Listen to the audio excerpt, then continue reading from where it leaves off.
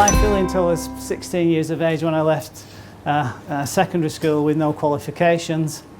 I worked for 1 year for a builder's merchant in Blackburn and then decided now there's more to life than this. I've got to go out and do something more with my life. So in 1980 I embarked on the backpacking years, as I call them.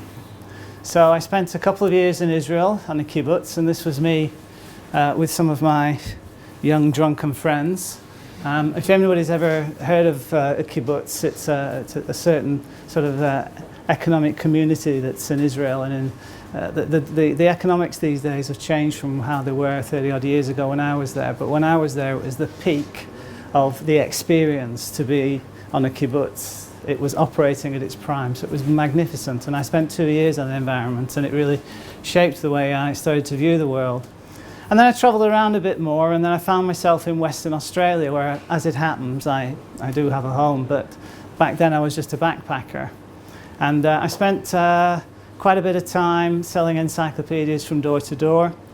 I never sold any, but did spend a really important part of my life when I was working on a wheat and sheep farm, where I spent 4 months during seeding season putting the crop into the ground.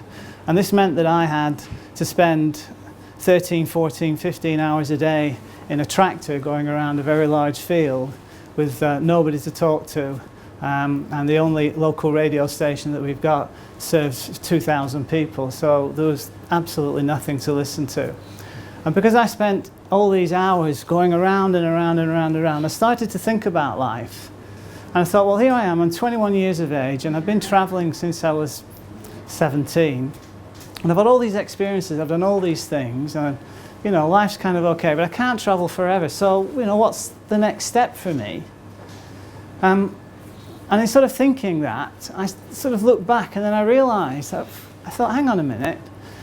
Since I was 17 to where I am now, really what I've been doing is I've been setting goals for myself and I've been achieving them. And so when I understood that that's kind of like what I was really doing, it was really logical for me to think, well, okay, I can't travel forever. What does the next stage in my life look like? Well, what's the highest thing that I think I'm capable of achieving? And you know, what does that involve? So I thought, well, okay, what I'm going to do is I'm either going to be a doctor or a lawyer, and I'm going to go to Oxford or Cambridge. Okay, so that's the next step in my life. So I had this awareness that I thought, well, that's what's coming next. I'm going to enjoy myself and finish the rest of my travels and find my way back to the United Kingdom, and I would join that system, and that would be, you know, the next stage of my life. But as when I left Australia, I met some interesting people in Thailand who said, you should go to Japan because you can teach English in Japan and you can get paid quite a lot of money. And there's ways to get immigration status, so, you know, go and do it. So I thought, okay, I'll do that.